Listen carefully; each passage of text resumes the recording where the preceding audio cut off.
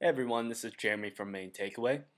In this video, we're going to be talking about The Little Book of Talent by Daniel Coyle. In this video, you will learn 52 actionable tips in building and mastering new skills. The principle.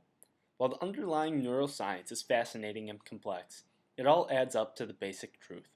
Small actions repeated over time transform us. Muscle memory does not really exist, because muscles simply do what our brains tell them to do. Thus, the new science can be summed up as follows. Do you want to develop your talent? Build a better brain through intensive practice. Create the spark and use the fuel for deep practice. Number 1. Stare at who you want to become. Fill your vision with vivid images of your future self and stare at them every day. Studies show that even a brief connection with a role model can vastly increase unconscious motivation. 2. Steal without apology. Look at every single performer better than you and see what they've got that you can use. Make it your own. The young members of musical families so often are also the most talented because of this. Focus on specifics, not general impressions. Capture concrete facts. 3. Spend 15 minutes a day engraving the skill on your brain. Watch the skill being performed closely and with great intensity, over and over, until you build a high-definition mental blueprint. The key to effective engraving is to create an intense connection, to watch and listen so closely that you can imagine the feeling of performing the skill.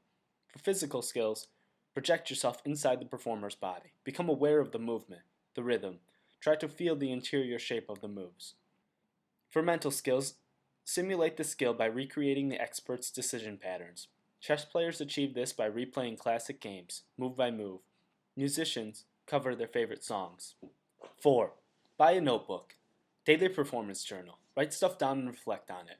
Results from today, ideas for tomorrow, goals for next week. 5. Be willing to be stupid. Break down your tasks. If a passerby can recognize a song, it is being played too fast. And that is an example from a very famous music school.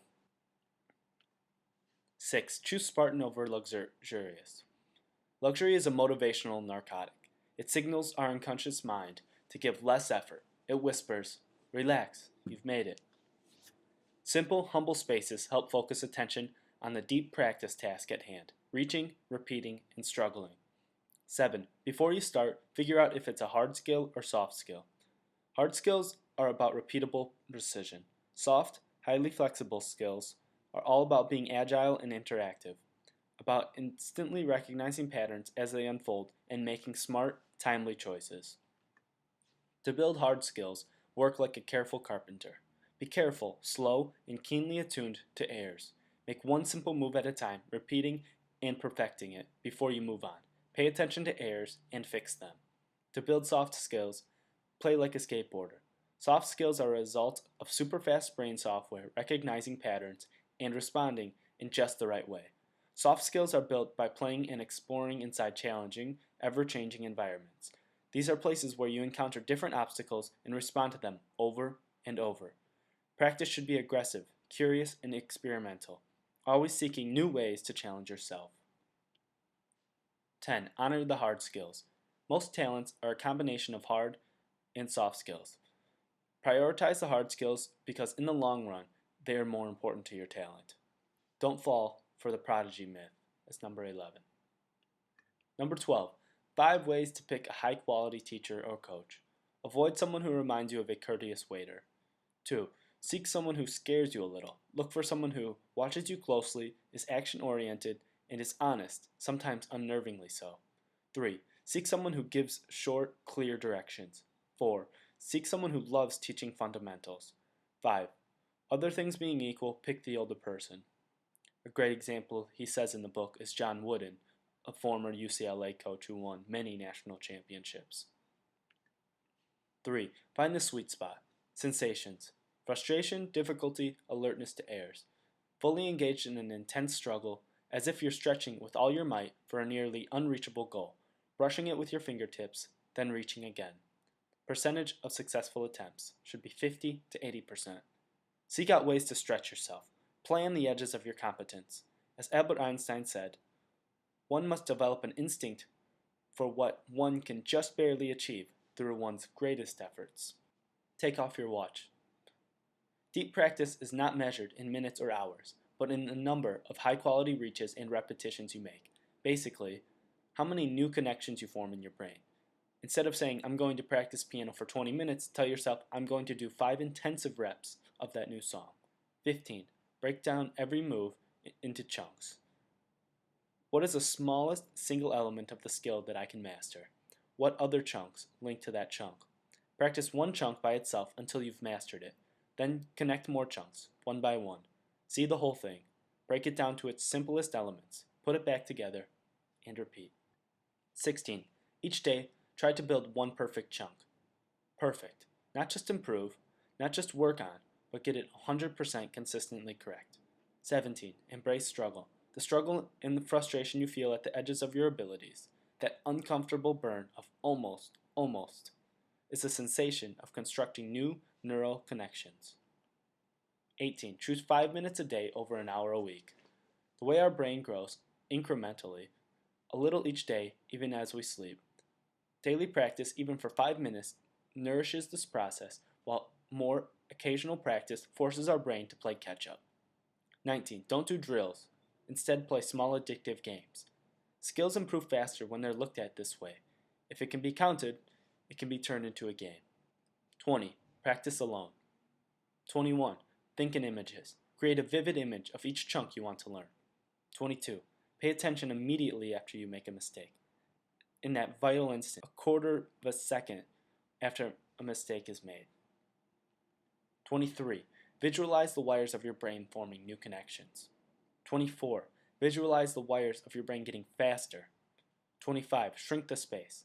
Poets and writers shrink the field by using restrictive meters to force themselves into a small creative form, such as a haiku, as far as poets go. Comedy writers use a 140-character arena of Twitter as a space to hone their skills. What's the minimum space needed to make these reaches and reps? 26. Slow it down, even slower than you think. When we learn how to do something new, our immediate urge is to do it again, faster. 27. Close your eyes. Closing your eyes is a swift way to nudge you to the edges of your ability, to get you into your sweet spot. It sweeps away distraction and engages your other sense to provide new feedback. It helps you engrave the blueprint of a task on your brain by making even a familiar skill seem strange and fresh. 28. Mime It. Removing everything except the essential action lets you focus on what matters most, making the right reach. When you get it right, 29 says, mark the spot. When you have your first perfect rep, freeze.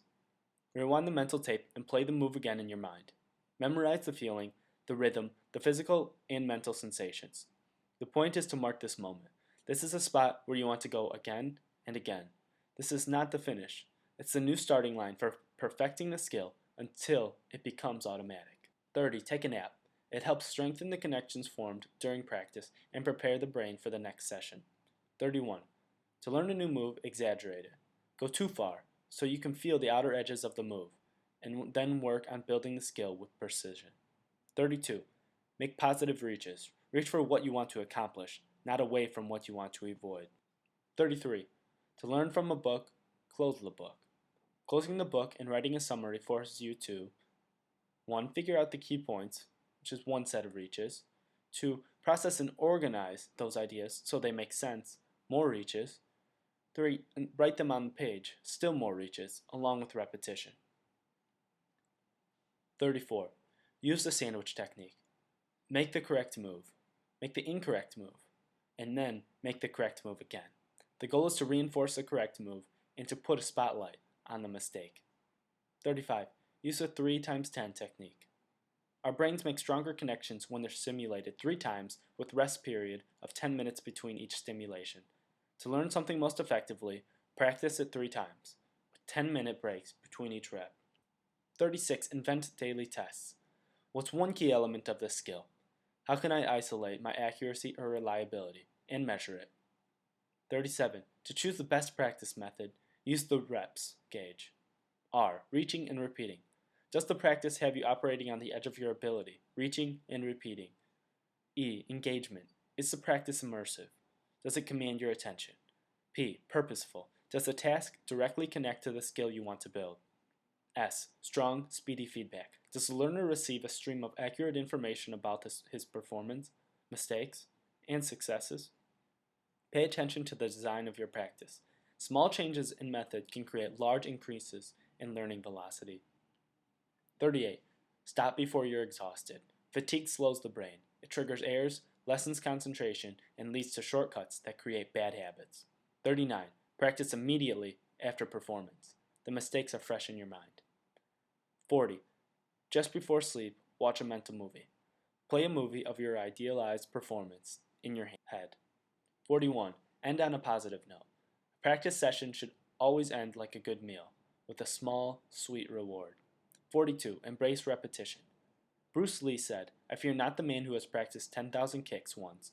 I fear the man who has practiced one kick 10,000 times." 43. Have a blue-collar mindset. Get up in the morning and go to work every day, whether you feel like it or not. 44.